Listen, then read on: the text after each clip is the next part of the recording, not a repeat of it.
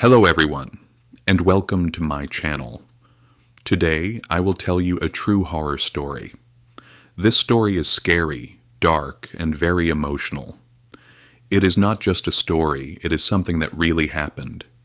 Please listen carefully, because this story has a message, and maybe it can protect you from danger in the future. So sit down, turn off the lights, and get ready. Because tonight, we open the door to something we cannot understand. Let's begin. I still cannot forget it.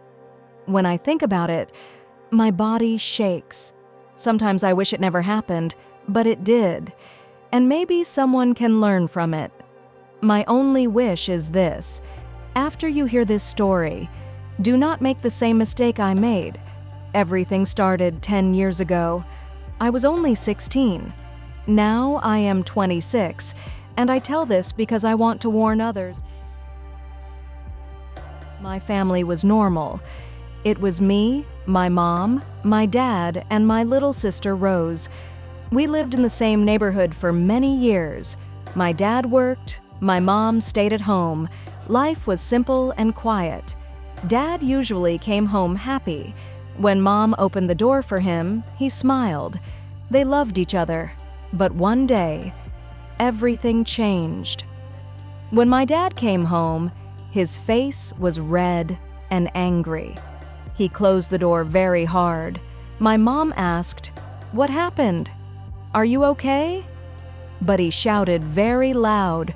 Rose screamed because she was scared. After that day, they started fighting. First, once a week, then twice, then almost every day. Sometimes the fight was about a glass, sometimes about food, sometimes about nothing, but every time it was louder and worse. Rose and I hid in our rooms. We locked the door and waited in silence. Then one night, Dad left. He did not take a bag. He did not say goodbye. He just left and never came back. After that, everything changed again.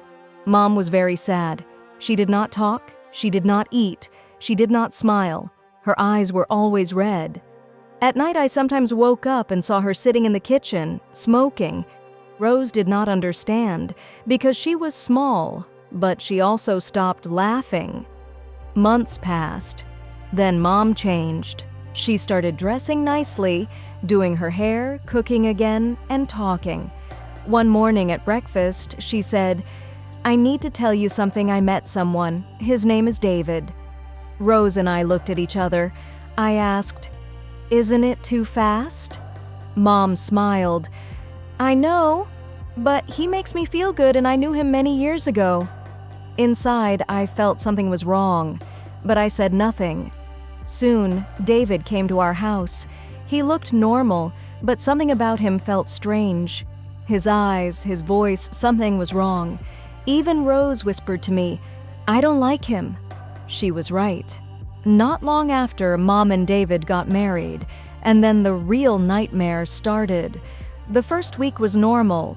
Then Mom started acting strange. She smiled, but her eyes looked scared.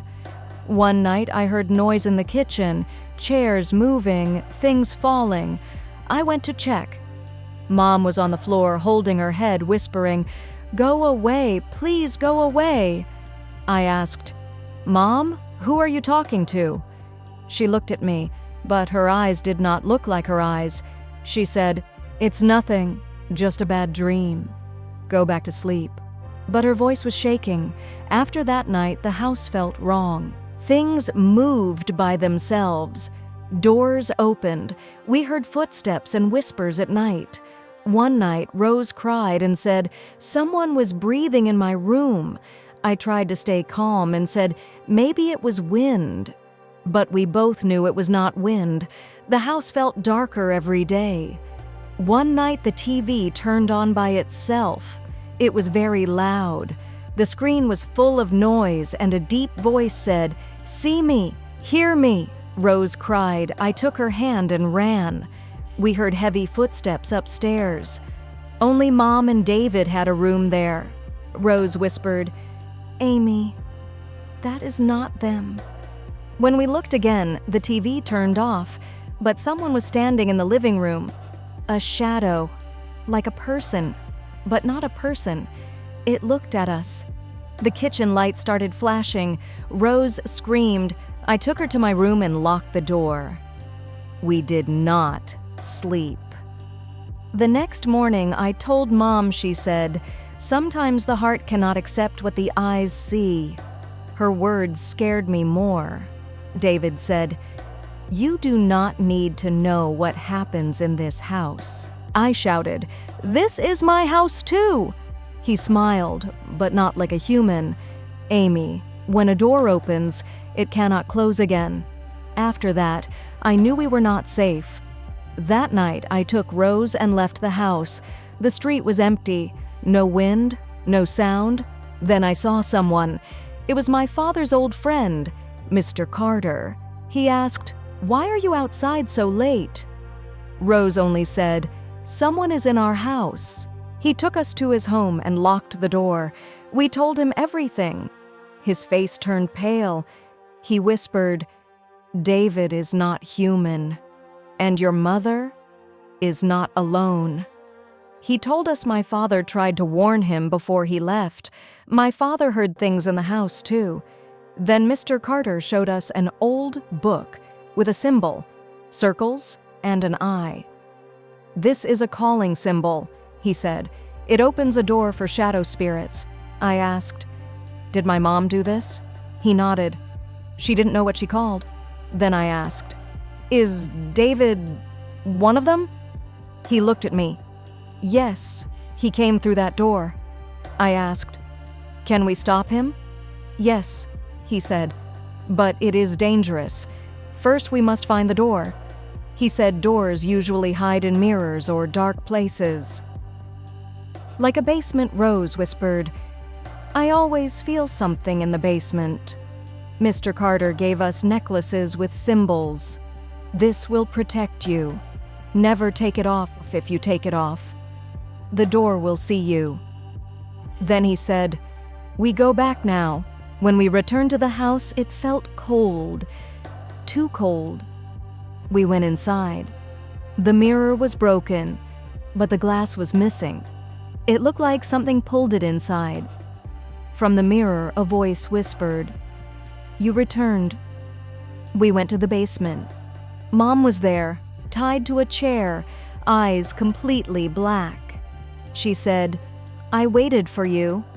But it was not her voice. David came out of the darkness, changed, no longer human. Mr. Carter read from the book. The walls glowed. David said, "This is my home now. You do not belong here." Mom suddenly spoke. For a moment, it was her real voice. "Amy, close the door. Please." Mr. Carter gave me a small leather bag. "You must put this on her heart. If you stop, we die." David came closer. "You are afraid. That means you belong to me." But Rose shouted, "You can't take her." Then our necklaces glowed with bright light. David screamed. I ran. I put the symbol on Mom's chest. She screamed. The walls burned with light. The dark door closed. David disappeared. Mom fainted. Mr. Carter said, "It's over, but marks stay." Things like this never fully die. They sleep. I asked, "What now?" He looked at me and said, "Now you live, but Amy." The door opened once. That world knows you now? One day, he paused. It may come back. Thank you for listening to this story. This was not just a scary night, it was a warning. Amy, Rose, and their mother survived, but the darkness did not disappear. It is still waiting, silent, hidden, watching. Sometimes doors do not stay closed forever. If you want part 2, leave a comment, like this video, and subscribe to the channel, because the story is not finished, not yet.